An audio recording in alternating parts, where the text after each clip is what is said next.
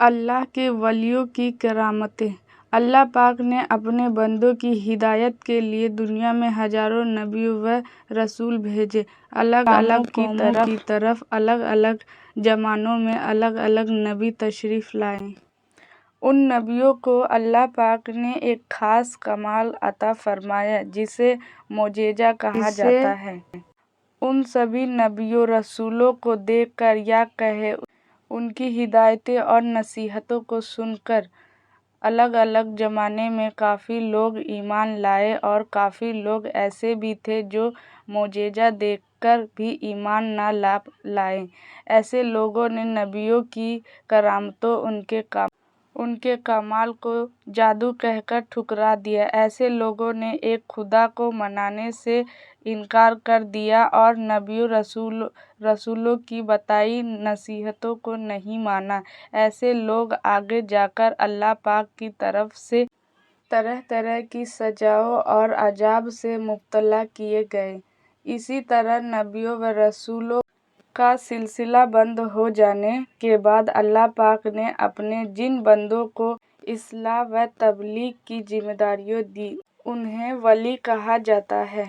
اللہ پاک نے اپنے ان ولیوں کو بھی کچھ خاص طاقتیں عطا فرمائیں، انہیں کرامت کہا جاتا ہے۔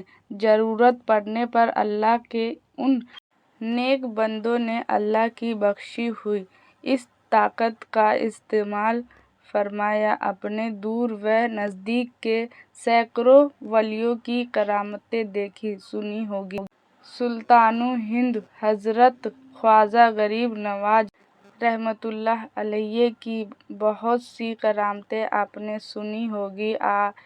آپ اپنے پیارے رسول کے فرمان کے مطابق تبلیغ و اصلاح کے لیے ہندوستان تشریف لائے اور اجمیر کو اپنا تبلیغ مرکز بنایا۔ اجمیر پہنچتے ہی آپ آرام کرنے کے لیے جس پیڑ کے نیچے بیٹھے، وہاں اس وقت کے راجا کے جانور راجا کے پالے ہوئے اونٹ بیٹھا کرتے تھے۔ راجا کے سپاہیوں نے جب آپ کو بیٹھے دیکھا تو راجا کے سپاہیوں نے آپ سے کہا، یہاں سے اٹھ جاؤ، یہاں ہمارے راجا کے اونٹ بیٹھا کرتے ہیں۔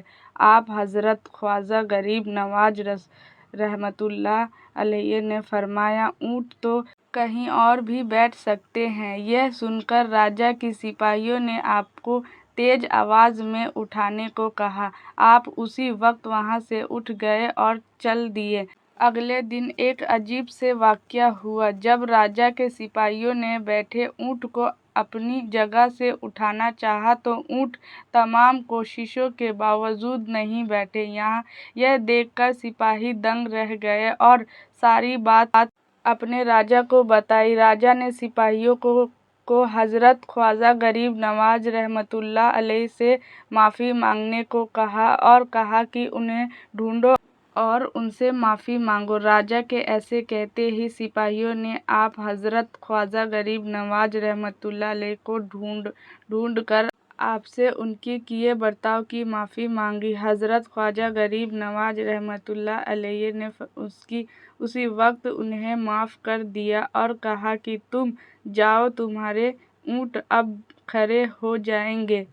سپاہیوں نے جب واپس جا کر اونٹ کو بیٹھانا چاہا تو اونٹ اسی وقت اٹھ گیا۔ سبحان اللہ! یہ ہے ہمارے خواجہ غریب نواز کا مرتبہ۔